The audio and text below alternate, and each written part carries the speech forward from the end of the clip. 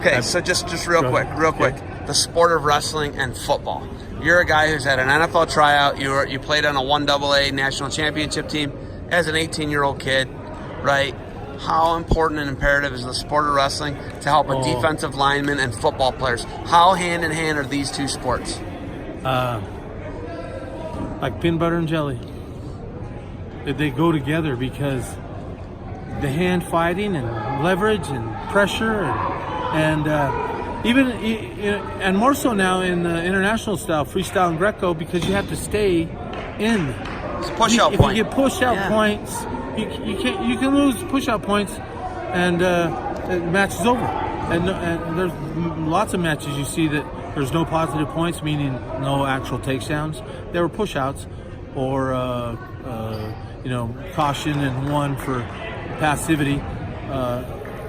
But if you can control the mat, and you learn that in football, but you learn it in wrestling and grit. I think the big thing I love about this sport is some kids can develop grit, some kids haven't.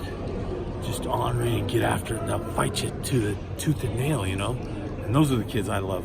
I love seeing those kids. I'll watch those kids all day because that's old school.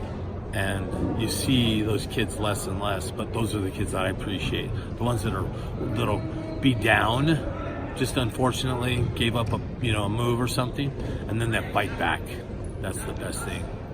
When you look at that, there's a kid this year from Fresno State. He's the fullback, Hockett. He's the only guy in wrestling that played football. And I ask you this because you're obviously an authority on it. You're a D1 All-American, in wrestling, and you're on a championship football team, and you guys won a playoff system game.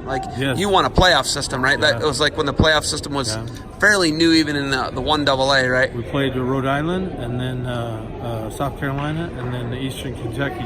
That's who you beat in the finals?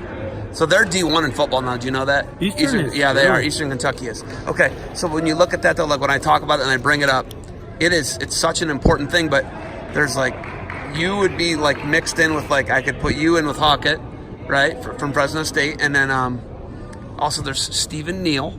Yeah. Right. We've got all these people who are kind of like these hybrid freaks a little bit, right? And you would be included in that because Hasselrig then.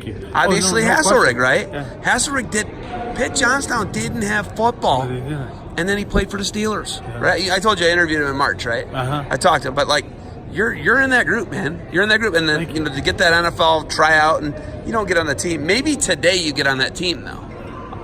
Whatever. Hey, it's water under the bridge. We get it. Right. We get it, right? But the thing about it is, that it's so important.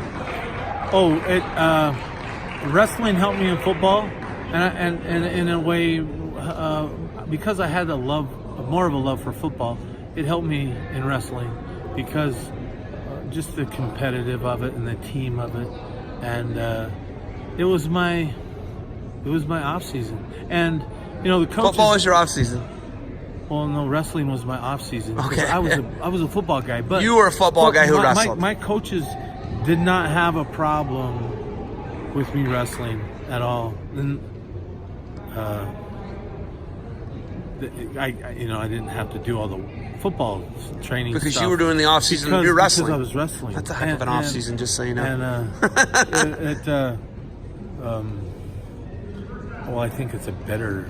In some cases, it's a better off season training than off season football. I couldn't agree with you more. Right? Okay, so you still have NFL size though. You're 6'4", 295, 6'3", right? And you got big, gigantic gorilla hands. Right? Hey, is there really a shirt? Is there really a shirt, a 5? Do you really give the guys a smack on the back? Yeah. Moses Lake, 5-star? It's called Mark of the Warrior. Look at that thing. Yeah, what size is your ring? 13. That's not crazy, but it's still pretty big. I used to smack them. My guys would come right up to me, show me their back, and I'd smack them right in the back, and then they'd go out and wrestle. You didn't hit the 106, 103s like that, did you? Some of them would have me do it. Whoever wanted it would get it, and I'd had some parents were mortified of it, but it was kind of a thing. They needed that little wake up, and it left a handprint. I can show you a picture. You left that. You left that. Didn't they make shirts with the handprint on it? Yeah. I gotta see it. I need one now. I'll shoot you a picture. So football and wrestling are imperative. It's imperative. You're a big man, that you understand body awareness, conditioning. Oh, totally. Grit, toughness, the whole 9 yards, right? You would suggest it, is what you're saying. Oh, the more grit you have, the better wrestler you're going to be. And if you have grit, you're going to be a nasty guy to push out of the way. For football. With football. Yeah.